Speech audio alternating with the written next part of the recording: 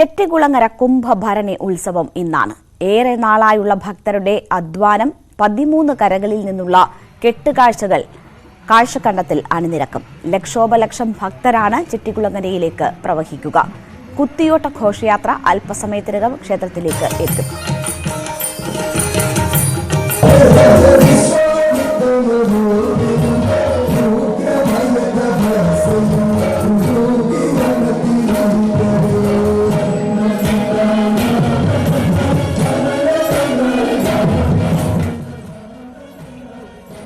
ചെട്ടികുളങ്ങര കുംഭഭരണി ഇന്നാണ്. ഇപ്പോൾ രഞ്ജിത്ത് രാമചന്ദ്രൻ വിവരങ്ങളുമായി ചേരുകയാണ്. രഞ്ജിത്ത്, അല്പസമയത്തിനകം അവിടേക്ക് കുത്തിയോട്ട ഘോഷയാത്ര എത്തും എന്നാണ് മനസ്സിലാക്കുന്നത്. ഇന്നത്തെ പ്രധാനപ്പെട്ട ചടങ്ങുകളൊക്കെ എന്താണ് വിവരങ്ങൾ? രേണുക, കുത്തിയോട്ട ഘോഷയാത്ര ഇവിടെ അമ്പലത്തിലേക്ക് പുറപ്പെട്ടു കഴിഞ്ഞു. ഇപ്പോൾ എന്റെ തൊട്ടടുത്ത് നിന്ന് ഒരു ഘോഷയാത്ര അങ്ങോട്ടേക്ക് പുറപ്പെട്ടു. അല്പസമയത്തിനകം അമ്പലത്തിലേക്ക് എത്തും. ഞാനിപ്പോൾ നിൽക്കുന്നത് പേള കരയുടെ കെട്ടുകാഴ്ച കുതിരയുടെ തൊട്ടു മുന്നിലാണ്. കരയോഗങ്ങളൊക്കെ ഇവിടെയുണ്ട്. ഞാൻ നേരത്തെ പറഞ്ഞതുപോലെ ഈ ഒരു മനുഷ്യാധ്വാനത്തിന്റെ ഫലമായി, രാപ്പകലില്ലാത്ത അധ്വാനത്തിന്റെ ഫലമായി ഇന്ന് ചെട്ടികുളങ്ങരമ്മ ദേവിക്ക് വഴിപാടായി സമർപ്പിക്കുന്ന കെട്ടുകാഴ്ചയാണിത്. വൈകുന്നേരം ഒരു 3 മണിക്ക് ശേഷമാണ് ഈ കെട്ടുകാഴ്ച ഈ റോഡിലൂടെ അങ്ങോട്ടേക്ക് വലിച്ചുകൊണ്ട് ക്ഷേത്ര പരിസരത്തേക്ക് കൊണ്ടുപോകുക. അവിടെ കാഴ്ചക്കണ്ടമുണ്ട്. കാഴ്ചക്കണ്ടത്തിൽ ഈ കെട്ടുകാഴ്ചകൾ 13 കരകളുടെയും കെട്ടുകാഴ്ചകൾ നിരക്കും. 6 കുതിര, 5 തേരുകൾ, ഭീമൻ, ഹനുമാൻ, എങ്ങനെയാണ് കെട്ടുകാഴ്ചകളുടെ ഒരു ക്രമം. ഇത് 5ാമത്തെ കരയാണ് പേള.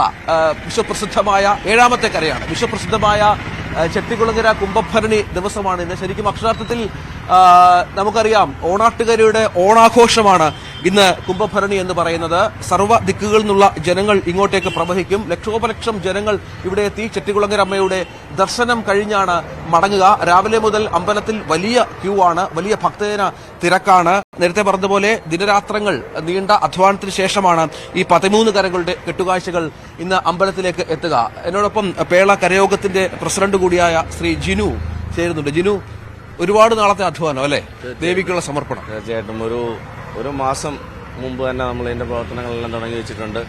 നമുക്ക് ഏറ്റവും കൂടുതൽ പ്രത്യേകത 7ാമത്തെ കര. 7ാമത്തെ കരയുടെ പ്രത്യേകത എന്ന് വെച്ചാൽ ഭദ്രകാളി മുടിയുണ്ട്. അത് ഏറ്റവും കൂടുതൽ എന്താ പറയുക, ഒരു ഭക്തിയുടെ നിറവിൽ തന്നെ അത് കെട്ടി ഉയർത്തുന്നതാണ്. ഒരു കഠിനാധ്വാനം. നമുക്കറിയാം, കായികമായ ഇവിടുത്തെ ഏറ്റവും കൂടുതൽ പ്രത്യേകതയാണ് നമ്മുടെ കെട്ടുകാഴ്ചയോടൊപ്പം തന്നെ കുത്തിയോട്ട ചുവടും പാട്ടും. അതിന്റെ ഘോഷയാത്ര ആരംഭിച്ചു കഴിഞ്ഞു. കഴിഞ്ഞ ഏകദേശം 1.5 മാസക്കാലമായിട്ട് വ്രതശുദ്ധിയോടുകൂടി തന്നെ ആ കുത്തിയോട്ട ചടങ്ങുകൾ വീട്ടിൽ ആരംഭിക്കുകയും ഒരു ദിവസം മുമ്പ് സമാപിക്കുകയും ചെയ്തു. അതിന്റെ ഒരു ഘോഷയാത്ര, ഇത് സമർപ്പിക്കുന്ന ഒരു ചടങ്ങാണ്. ഏകദേശം 1 മണിക്കൂറിനുള്ളിൽ 2 കുത്തിയോട്ടം ഇവിടെ കടന്നുപോയി. ഇനി ഒരു കുത്തിയോട്ടം കൂടെ നമ്മൾ വെയിറ്റ് ചെയ്യുന്നുണ്ട്. അത് വന്നതിൽ ഇവിടുന്ന് തന്നെ ചുല്ലുമുറിയിൽ ചടങ്ങുണ്ട്. ചടങ്ങിലൂടെ ഘോഷയാത്രയായിട്ട് അവിടെ എത്തുന്നു. അതിലേറ്റവും യുനെസ്കോയുടെ പട്ടികയിൽ തന്നെ സ്ഥാനം പിടിച്ച കെട്ടുകാഴ്ച. വളരെ സന്തോഷത്തിലാണ് ഓണാട്ടുകാരക്കാർ. തീർച്ചയായും ഇങ്ങനെ ഒരുപാട് പേരുടെ അധ്വാനമാണ് ഈ കെട്ടുകാഴ്ചകൾ എന്ന് പറയുന്നത്. ഇന്ന് മുഴുവൻ ഓണാട്ടുകര എന്ന് വെച്ചാൽ കേരളത്തിന്റെ മണ്ണും മനസ്സും ഒക്കെ സ്വാഭാവികമായും ചെട്ടികുളങ്ങരയിലേക്കായിരിക്കും. ഓരോ ദിക്കിൽ നിന്നും ആളുകൾ ഇങ്ങോട്ടേക്ക് പ്രവഹിക്കും. ഓരോ വഴിയും ഭക്തജനങ്ങളെ കൊണ്ട് നിറയും.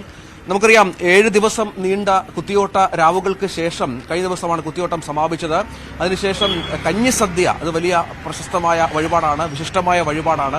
കഴിഞ്ഞ ദിവസങ്ങളിലൊക്കെ അത് നടന്നിരുന്നു. ഇന്നലെ അതിന് സമാപനം കുറിച്ചു. അതിനുശേഷമാണ് ഇന്ന് ദേവിക്ക് ഏറ്റവും ഇഷ്ടപ്പെട്ട ഈ കെട്ടുകാഴ്ചകൾ കാഴ്ചക്കണ്ടത്തിലേക്ക് നിരക്കുക. അതിനുള്ള ശ്രമത്തിലാണ്. ഇപ്പോൾ കുത്തിയോട്ടങ്ങൾ വന്നു തുടങ്ങിയിട്ടുണ്ട്. ഏതാണ്ട് 15ഓളം കുത്തിയോട്ടങ്ങൾ ഈ വർഷമുണ്ട്. അതെല്ലാം അമ്പലത്തിലേക്ക് എത്തും. അവിടെ ചൂരൽ മുറിയുക എന്ന പ്രധാനപ്പെട്ട ഒരു ചടങ്ങുണ്ട്. അതിനുശേഷമാണ് ദേവീ ദർശനത്തിന് ശേഷം ചടങ്ങുകൾ സമാപിക്കും. അങ്ങനെ വിശ്വപ്രസിദ്ധമായ കുംഭഭരണി മഹോത്സവം അതിന്റെ തുടക്കം കുറിച്ചു കഴിഞ്ഞു. ഇന്ന് മുഴുവൻ ഇതുമായി ബന്ധപ്പെട്ട വിവിധ ചടങ്ങുകൾ ക്ഷേത്രത്തിൽ പുരോഗമിക്കും. രേണുക. ശരി, രഞ്ജിത്ത് രാമചന്ദ്രനാണ് വിവരങ്ങൾ നൽകിയത്.